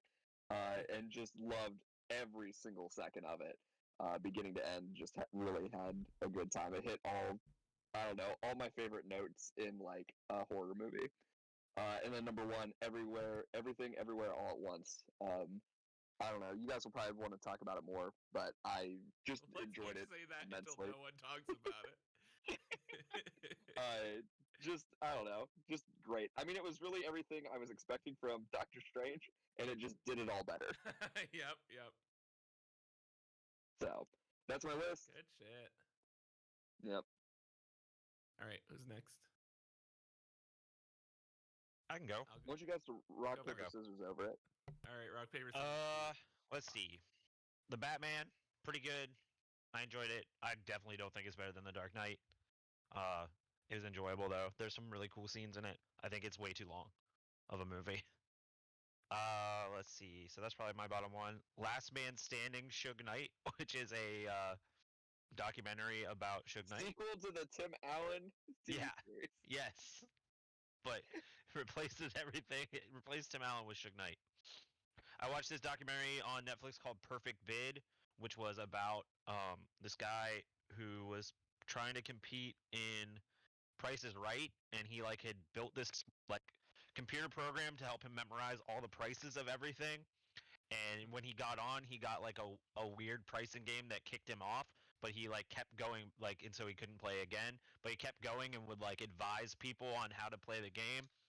And at one point, he was like with this couple, and he gave them basically the perfect bid for the final showcase, which is like really hard to do. And so it was like a documentary about him, his life, like leading up to that, and then kind of the aftermath on the show of everything that happened after that with Drew Carey, like some parts from like a podcast he was on, just being like, yeah, everybody was fucking terrified. Like I thought I was gonna lose my job because they thought like it got like basically leaked the price or whatever. And as someone who like grew up watching The Price is Right, it was a really fascinating look at like some of the backstage stuff of that. So if you like The Price is Right, Perfect Bid. It's a short and sweet little documentary. Doctor Strange in the Multiverse of Madness was fun. I think that was another really long movie. Another documentary I liked, Untold: The Rise and Fall of And One. And One is like a street basketball company, and so it was all about how they like rose up through the ranks of becoming like a merchandising, and then putting out tapes to like basically promote their merchandising, and then eventually like fell out of favor with a bunch of people, and how they didn't pay like any of their performers or their athletes, whatever you want to call them, and just like how that exploded in their faces. I watched Top Gun Maverick. I didn't like as much as Josh did, so listen to him.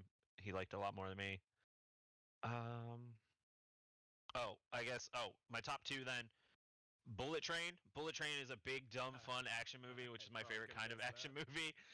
It's not a good movie, I don't think, but it's really fun. Like I've watched it twice in that year, and the second time I was like, yeah, this is cool. But the first time I watched it, it was just so funny. Just a bunch of like stupid stuff happening on this train, and just a bunch of really funny cameos that are almost wasted because they show up so short, but it's like they just kill it with every cameo they give.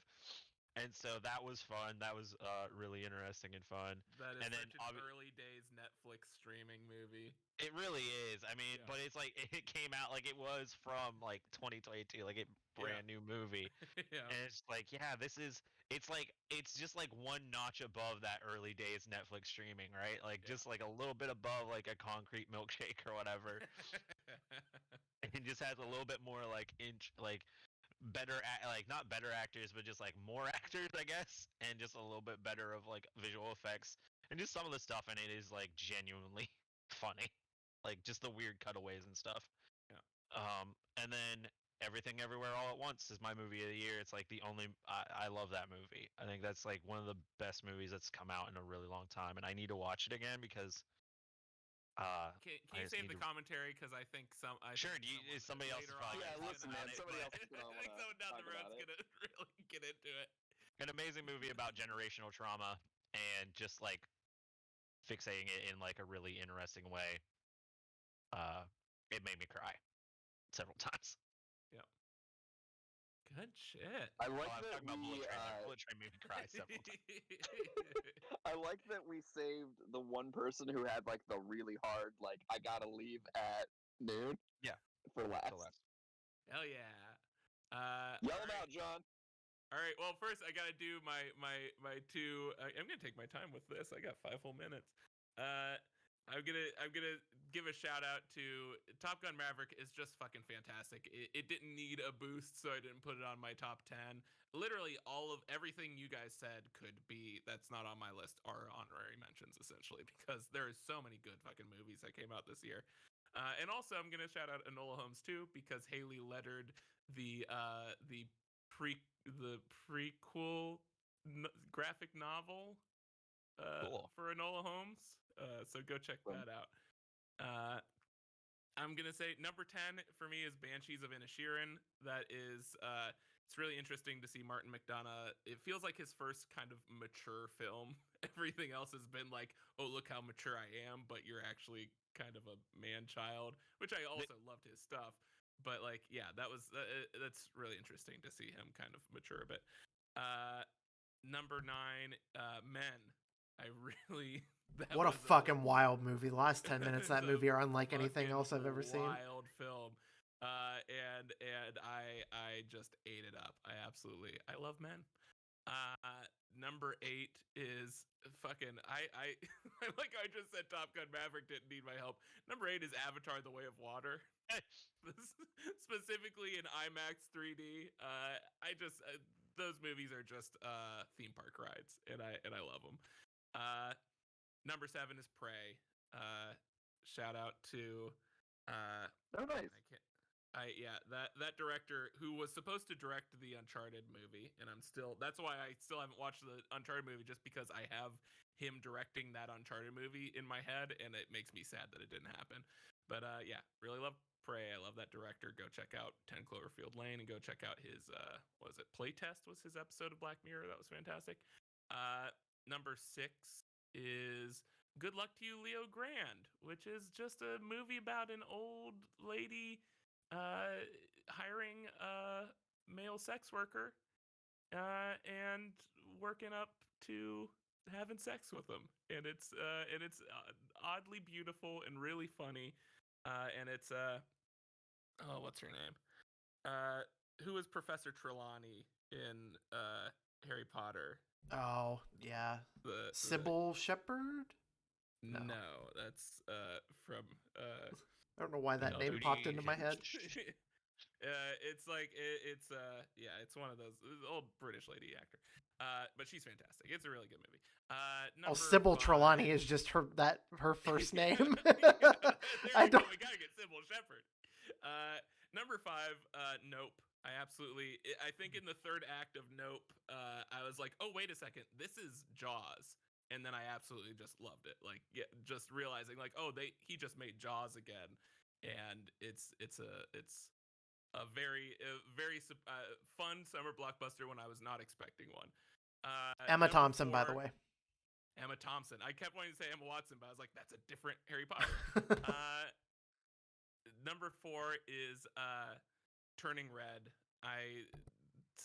Especially watching that with Haley, who grew up as a boy band fan in Toronto in the 90s, like that was such a weird sort of glimpse into her childhood, and just really brought me back to those like early 2000 boy band craze days that were much simpler and much more absurd, and it's just a really funny, cute movie. Number 3 is The Fabelmans. I was just telling Haley that when I'm old, I need to exclusively make period pieces, because those are like the only good things that old directors ever put out are period piece movies. And just looking at the quality of The Fabelmans and West Side Story versus like Ready Player One is just kind of night and day with Spielberg. And yeah, it's a really beautiful movie that kind of reminds you why creating stuff is cool. Number 2, which I was surprised it wasn't my number 1, is Glass Onion. Haley surprised me with to see a screening in at, I think it was the day after the premiere at TCAF in Toronto. Not TCAF, that's the comics. TIFF. There we go, in Toronto, and the whole cast was there, and Ryan Johnson was there, and they did a Q&A after, and it was probably my favorite film going experience of my life. But yeah, it's just Knives Out, but I am sad we lose that cozy aesthetic, but it is just so much funnier, and it goes so much harder. And seeing that 3 months ago and watching everything on Twitter play out with Elon Musk, and just being so excited for everyone to see how just how much this movie nailed everything that happened before it happened. Absolutely beautiful. And Everything Everywhere All at Once is my number 1 as well. Ke Huy Quan, I going into that, I was like, oh no. Like literally 2 minutes into the movie, I whispered to Haley, I was like, oh no, Short Round's gonna make me cry. So I mean, like hearing him talk for the first time, having watched Temple of Doom a million times, hearing him talk, and he has such a almost the same voice as he did when he was a kid, and I was just like, oh no, this is just my childhood, and I was like, yeah, he's gonna make me bawl my eyes out, and goddamn, did I! It is a film that tries to do everything everywhere all at once and fucking nails it in every regard. I absolutely loved it. That's my list. And I'm sure we'll talk more about it later. No. All right. I'll leave it to the next person. All right. Well, that concludes our second part of our Stuff of the Year podcast. Sorry we had to rush everything in the second half, and also sorry I had to waste 10 minutes at the beginning trying to figure out our sound stuff. Sorry that read your honorable mentions. No, I'm good. Sorry that the audio is a little bit low on this recording. Downloaded an OBS update and just something happened. So just turn up the volume Everyone higher. Check out the Adjective Noun Gaming Twitter and Instagram to see Josh's honorable mentions, and go give it a follow and a like. Thank you. I appreciate that. go. That's not a bad idea. Just post them on there so people can read them. All right. Well, thank you, Aaron. Thank you, Ben. Thank you, John. Always love you boys, and have you getting together with you guys and doing this every year is something I always look forward to. And we need to do a new game dev soon. We always have fun doing that. We need to try to make that a thing maybe in February at some point. Get back together and record one of those episodes and have Alex on this time for the first time. I actually have a really good idea for a game. It's called Pole Dancing Craze, and it's about I made $4,000 a week teaching pole dancing, and so can you. It's more than being a stripper stripping your striptease, how to stage a typical ... and how to run your business. And it's going to be an Evolution RTS as well. So, all right. Well, again, yeah, like John said, follow us on Twitter and Instagram. That's where we're most active to stay up to date on stuff. Listen to part 1, which is our 3.5-hour discussion on the video games we loved last year. Follow John Make Stuff on YouTube and Twitter as well. And thank you for listening. If you guys stuck around and listened to all these podcasts, I really appreciate it. Hopefully more to come from Adjective Noun Gaming in the future. Want to start doing some streams on Twitch again. Want to record a new episode of Game Dev. And yeah, thank you, boys. Love you very much. Love talking to you. Thank you, viewers and listeners. Love and appreciate you too. And we will talk to you guys next time we do something. Bye.